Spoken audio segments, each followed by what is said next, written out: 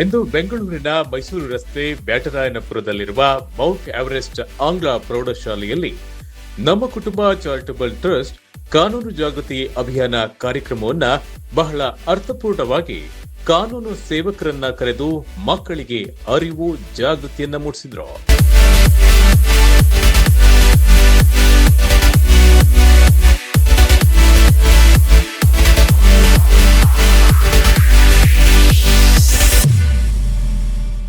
ಕಾರ್ಯಕ್ರಮಕ್ಕೆ ಮುಖ್ಯ ಅತಿಥಿಗಳಾಗಿ ಬ್ಯಾಟರಾಯನಪುರ ಟ್ರಾಫಿಕ್ ಪೊಲೀಸ್ ಠಾಣೆಯ police sub inspector Nagaraju, Byatarayanapura police ಠಾಣೆಯ ಸಬ್ ಇನ್ಸ್ಪೆಕ್ಟರ್ ಸುರೇಶ್, ವಕೀಲರಾದ ತ್ರಿಶೂಲ್ ಎಂ ರವಿಶಂಕರ್, ಶ್ರೀಮತಿ ಹೇಮಲತಾ ಪಿ, ರಾಷ್ಟ್ರೀಯ ಸಂಪನ್ಮೂಲ ವ್ಯಕ್ತಿ ಹಾಗೂ ಶಿಕ್ಷಕರಾದ ಸುರೇಂದರ್ ಜಿ ನಾಡ ಕಾರ್ಯಕ್ರಮದಲ್ಲಿ ಪಾಲ್ಗೊಂಡಿದ್ರು.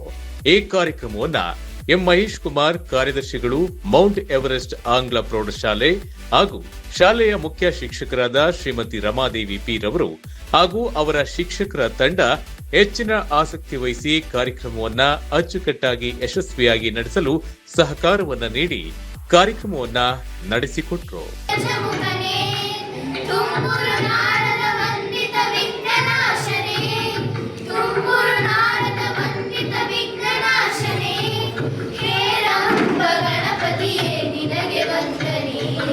ಕಾನೂನನ್ನ ಇವತ್ತು ಪಾಲನೆ ಮಾಡಿಕೊಂಡು ಪ್ರತಿಯೊಬ್ಬರಿಗೂ ಕೂಡ ತಿಳಿ ಹೇಳ್ತಾ ಇರ್ತಕ್ಕಂಥ ಕಾನೂನು ಪಾಲಕರನ್ನ ಇವತ್ತು ನಿಮ್ಮ ಜೊತೆಯಲ್ಲಿ ನಿಮಗೆ ಕಾನೂನನ್ನ ತಿಳಿಸ್ಕೊಡೋಕ್ಕೋಸ್ಕರವಾಗಿ ನಾವು ಈ ಕಾರ್ಯಕ್ರಮವನ್ನ ಅರಿವನ್ನ ಮಾಡ್ತಾ ಇದ್ದೀವಿ.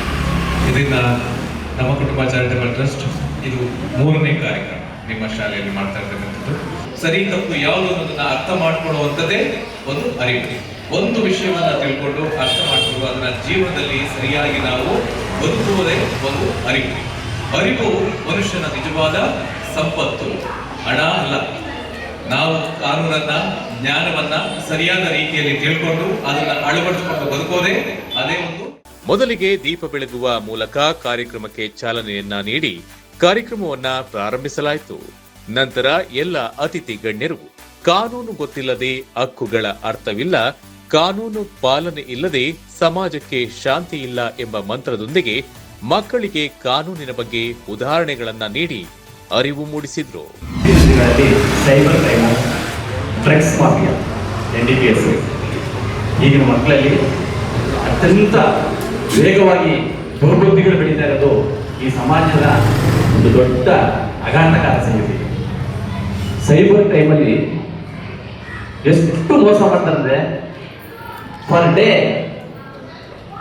ಕೋಟಿಗಟ್ಟಲೆ ಲಾಸ್ ಆಗ್ತಾ ಇದೆ ಜನಕ್ಕೆ. ಎಲ್ಲ ಬುದ್ಧಿವಂತರಿಗೆ ಕಳ್ಕೊತಾ ಇದ್ದಾರೆ. ಎಲ್ಲ ಸಾಫ್ಟ್ವೇರ್ ಇಂಜಿನಿಯರ್ಸು ಅತ್ಯಂತ ಜ್ಞಾನ ಪರಿಜ್ಞಾನಗಳಿರ್ತವೆ.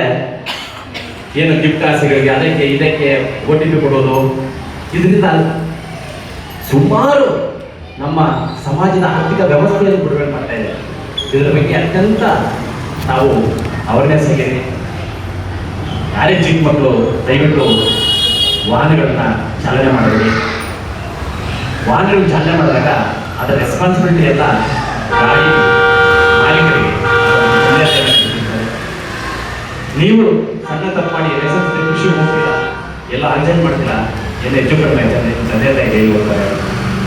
ಇದರ ಬಗ್ಗೆ ಇನ್ಡೆಪ್ತ್ ಆಗಿ ನಮ್ಮ ವಕೀಲರು ಪ್ರಿನ್ಸಿಪಲ್ ಸರ್ ಇದ್ದಾರೆ, ಹೇಮಲತಾ ಮೇಡಮ್ ಅವರಿದ್ದಾರೆ, ಮತ್ತೆ ಇವರು ರವೀಂದ್ರ ಸರ್ ಇದ್ದಾರೆ, ದಂಡರಾಜ್ ಸರ್ ಇದ್ದಾರೆ.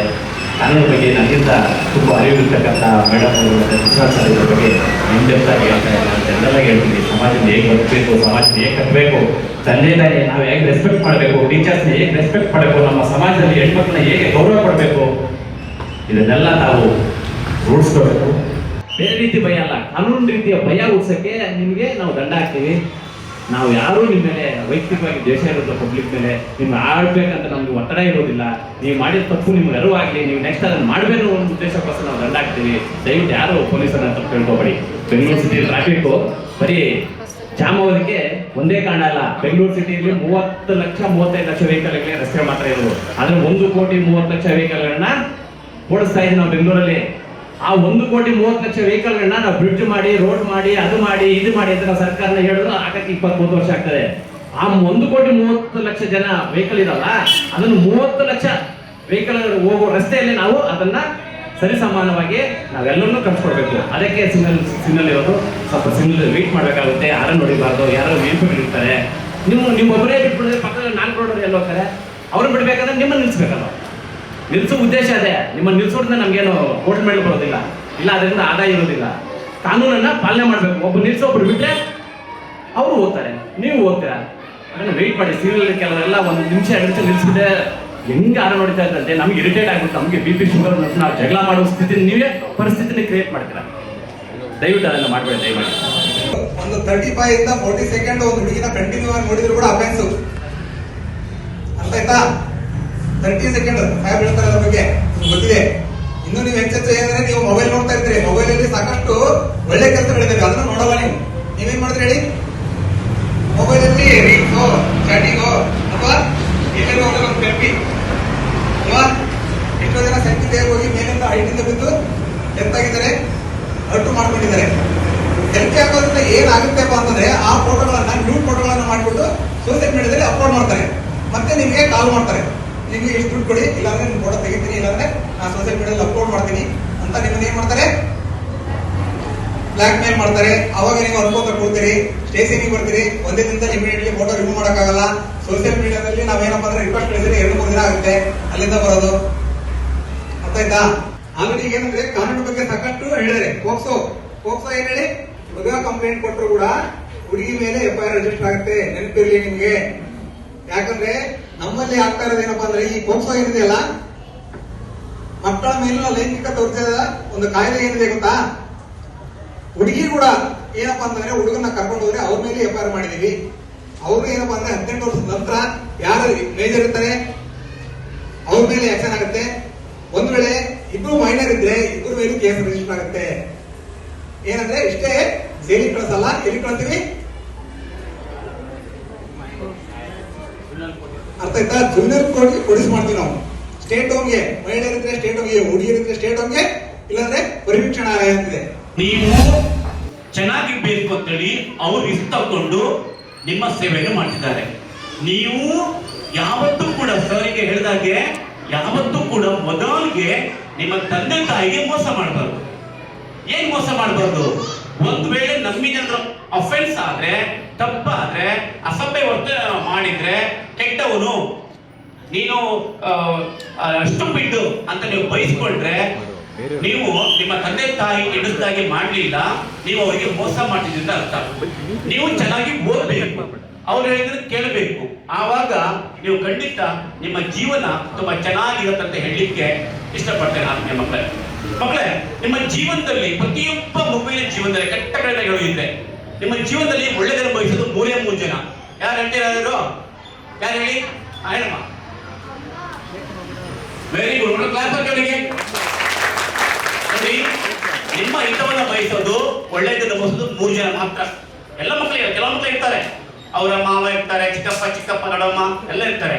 ಆದ್ರೆ ಹೆಚ್ಚಿನದಾಗಿ ಮಕ್ಕಳಿಗೆ ಒಳ್ಳೆಯದನ್ನು ಬಯಸೋರು ತಂದೆ ತಾಯಿ ಮತ್ತೆ ಟೀಚರ್ಸ್. ಮಕ್ಕಳೇ, ನೀವು ಯಾರ ಮಾತನ್ನು ಕೇಳ್ತಿರೋ ಬಿಡ್ತಿರೋ ನಂಗೆ ಗೊತ್ತಿಲ್ಲ. ಅಟ್ಲೀಸ್ಟ್ ನೀವು ತಂದೆ ತಾಯಿ ಟೀಚರ್ಸ್ ಮಾತನ್ನ ಕೇಳಿ ಫಾಲೋ ಮಾಡಿ. ನೀವು ಮುಂದೊಂದು ದಿನ ದೊಡ್ಡ ವ್ಯಕ್ತಿ ಖಂಡಿತ ಹಾಗೆ ಆಗ್ತೀರಿ ಅಂತ ಹೇಳಲಿಕ್ಕೆ ಇಷ್ಟಪಡ್ತೇನೆ. ನೇಚರ್ಗೂ ಕಾನೂನು ಇದೆ, ನಮ್ಮ ಮನೆಯಲ್ಲೂ ಕಾನೂನು ಇದೆ, ನಮ್ಮ ಸಮಾಜದಲ್ಲೂ ಕಾನೂನು ಇದೆ. ಅದನ್ನ ನಾವು ಸರಿಯಾದಂತಹ ಸಮಯದಲ್ಲಿ ಸರಿಯಾಗಿ ಉತ್ತಮ ರೀತಿಯಲ್ಲಿ ಪಾಲನೆಯನ್ನ ಮಾಡಬೇಕು. ಅರ್ಥ ಆಯ್ತಾ? ಸೊ ಈ ಸಮಾಜ ಅಂತಂದ್ರೆ ಏನು? ಸಮಾಜ ಅಂತಂದ್ರೆ ಯಾರು? ಸಮಾಜ ಅಂತಂದ್ರೆ ನಾವೆಲ್ಲರೂ ಸೇರಿ ಒಂದು ಸಮಾಜ. ಯಾವಾಗ ಒಂದು ಮಗು ಅಂತ ಅಂದ್ರೆ ಏನ್ ಕರಿತೀವಿ ನಾವು? 18 ವರ್ಷದಿಂದ ಕೆಳಗಿನವರು. ಓಕೆ, ಈ ಕಾನೂನು 2012ರಲ್ಲಿ ಜಾರಿಗೆ ಬರುತ್ತೆ. ಯಾವುದೇ ಆದಂತ ಒಂದು ಲೈಂಗಿಕ ಕಿರುಕುಳ ಅಂದ್ರೆ ಗೊತ್ತಾ ನಿಮ್ಗೆ? ಸೆಕ್ಷುವಲ್ ಟಾರ್ಚರ್ ಅಂತ ಗೊತ್ತಾ? ಗೊತ್ತಿಲ್ವಾ? ಗುಡ್ ಟಚ್ ಬ್ಯಾಡ್ ಟಚ್ ಹೇಳ್ಕೊಟ್ಟಿದ್ದೀರಾ? Good touch bad touch. ಇದರಲ್ಲಿ ಬ್ಯಾಡ್ ಟಚ್ ಯಾವ್ದು ಬರುತ್ತೆ? ಅದೆಲ್ಲ ಒಂದು ಲೈಂಗಿಕ ಅಪರಾಧಕ್ಕೆ ಬರುತ್ತೆ. ಆಯ್ತಾ? ಇದರಲ್ಲಿ ನಿಮಗೆ ಅರಿವಿಲ್ಲದಂಗೆ ನಿಮ್ಮ ಪಕ್ಕದವರು, ನಿಮ್ಮ ಅಕ್ಕಪಕ್ಕದವರಾಗಿರ್ಬೋದು, ನಿಮ್ಮ ಮನೆಯಲ್ಲಾಗಿರ್ಬೋದು, ಆಚೆಕರೆ ಆಗಿರ್ಬೋದು, ನಿಮ್ಮ ಪರಿಸರದಲ್ಲಿ ಯಾರು ನಿಮಗೆ ತೊಂದರೆ ಕೊಟ್ರೆ, ಬ್ಯಾಡ್ ಟಚ್ ಮಾಡಿದ್ರೆ ಅಥವಾ ಬ್ಯಾಡ್ ಟಚ್ನ ಮುಂದುವರೆದ ಭಾಗವನ್ನ ಅನುಕರಣೆಯನ್ನು ಮಾಡಿದ್ರೆ ಅದು ಪೋಕ್ಸೋ ಪ್ರಕರಣದಲ್ಲಿ ಅಪರಾಧ ಆಗುತ್ತೆ, ಅವರಿಗೆ ಬೇಲ್ಗಳು ಕೂಡ ಸಿಗೋದಿಲ್ಲ, ಅವರಿಗೆ ಕಾನೂನಿನಲ್ಲಿ ತುಂಬಾ ಒಂದು ಪನಿಷ್ಮೆಂಟ್. ಸೊ ಹಾಗಾಗಿ ಆ ರೀತಿ ಏನಾದ್ರೆ ನೀವೇನ್ ಮಾಡ್ಬೇಕು, ಕೇಳ್ಕೋಬೇಕು. ಯಾವತ್ತೂ ನೀವೆಲ್ಲ ವಿದ್ಯಾರ್ಥಿಗಳು ಮುಕ್ತವಾಗಿ ಮಾತಾಡುವಂತನ್ನ ರೂಢಿಸ್ಕೋಬೇಕು. ಏನಾಗಿ ಮಾತಾಡಬೇಕು, ಎದುರಬಾರ್ದು, ಭಯ ಇರಬಾರ್ದು. ನಿಮ್ಮ ಮೊದಲ ಶತ್ರು ಏನು?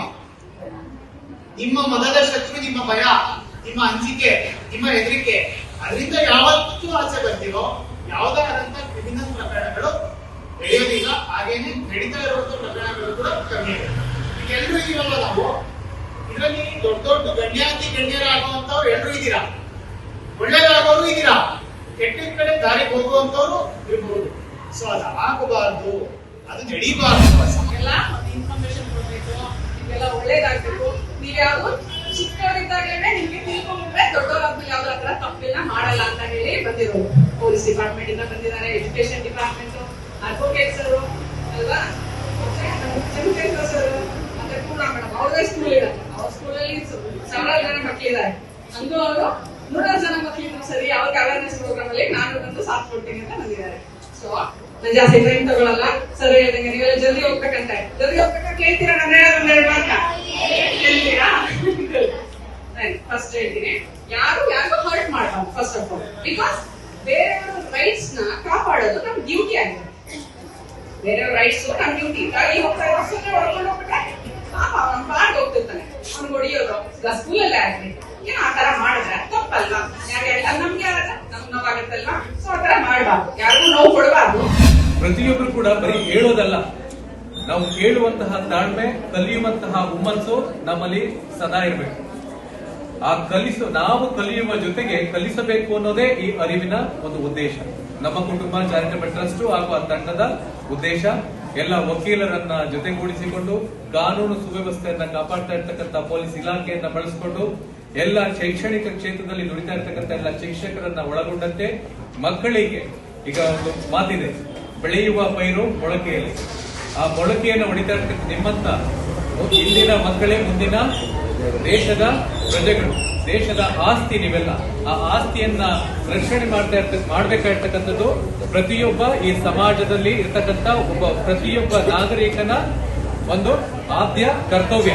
ಆ ಕರ್ತವ್ಯವನ್ನ ಪಾಲನೆ ಮಾಡ್ತಾ ಇದೀವಿ ಅಷ್ಟೇ. ಇಲ್ಲಿ ನಿಮಗೆ ಯಾವುದೇ ಪನಿಷ್ಮೆಂಟ್ ಅನ್ನ ಕೊಡ್ತಾ ಇಲ್ಲ. ನಮ್ಮ ಹಕ್ಕುಗಳನ್ನ ತಿಳಿಸ್ಬೇಕು, ಹಾಗೆ ನಿಮ್ಮ ಕರ್ತವ್ಯಗಳನ್ನ ನಿಮ್ಗೆ ಪಾಲಿಸೋಕೆ ಅದನ್ನ ನಿಮ್ಗೆ ತಿಳಿಸ್ಬೇಕು ಅನ್ನೋದೇ ನಮ್ಮ ಕುಟುಂಬ ಚಾರಿಟಬಲ್ ಟ್ರಸ್ಟ್ ನ ಈ ಅರಿವು ಕಾರ್ಯಕ್ರಮದ ಉದ್ದೇಶ. ನಮ್ಮ ಕುಟುಂಬ ಚಾರಿಟಬಲ್ ಟ್ರಸ್ಟ್ ನ ಎಲ್ಲ ಸದಸ್ಯರು ಈ ಕಾನೂನು ಜಾಗೃತಿ ಕಾರ್ಯಕ್ರಮಗಳನ್ನ ಮಕ್ಕಳಿಗೆ ಕಾನೂನಿನ ಜಾಗೃತಿಯನ್ನ ಮೂಡಿಸುವ ಚಿಂತನೆಯಿಂದ ಬೆಂಗಳೂರಿನ ಎಲ್ಲ ಶಾಲೆ ಕಾಲೇಜುಗಳಲ್ಲಿ ಈ ಅಭಿಯಾನವನ್ನ ನಡೆಸುತ್ತಿದ್ದು, ನಿಮ್ಮ ಸಹಕಾರ ಪ್ರೋತ್ಸಾಹ ಸದಾ ಇರಲಿ ಎಂದು ಕಾರ್ಯಕ್ರಮದ ಆಯೋಜಕರಾದ ವಕೀಲರಾದ ಚನ್ನಕೇಶವ್, ಸಮಾಜಮುಖಿ ಚಿಂತಕರಾದ ಧನ್ರಾಜ್, ಪತ್ರಕರ್ತರಾದ ಭಾಸ್ಕರ್ ತೋಟಗೇರಿ, ಇನ್ನು ಎಲ್ಲ ಟ್ರಸ್ಟ್ನ ಸದಸ್ಯರು ಶಾಲಾ ಕಾಲೇಜುಗಳಲ್ಲಿ ವಿನಂತಿಸಿಕೊಂಡಿದ್ದಾರೆ. ನಿಮ್ಮ ಶಾಲೆಯಲ್ಲೂ ಈ ಜಾಗೃತಿ ಅಭಿಯಾನ ಮಾಡುವ ಮೂಲಕ ಉತ್ತಮ ಸಮಾಜ ನಿರ್ಮಾಣದಲ್ಲಿ ಎಲ್ಲರೂ ಕೈ ಜೋಡಿಸಲು ವಿನಂತಿಸಿಕೊಂಡಿದ್ದಾರೆ. ಈ ನಂಬರ್ಗೆ ಕರೆ ಮಾಡಿ ನೀವು ನಿಮ್ಮ ಶಾಲೆಯಲ್ಲೂ ಕೂಡ ಮಕ್ಕಳಿಗಾಗಿ ಕಾನೂನು ಜಾಗೃತಿ ಕಾರ್ಯಕ್ರಮ ಮಾಡಲು ನಮಗೆ ತಿಳಿಸಿ. ಸದಾ ನಿಮ್ಮ ಸೇವೆಗಾಗಿ ಅರಿವು ತಂಡ ಧನ್ಯವಾದಗಳು.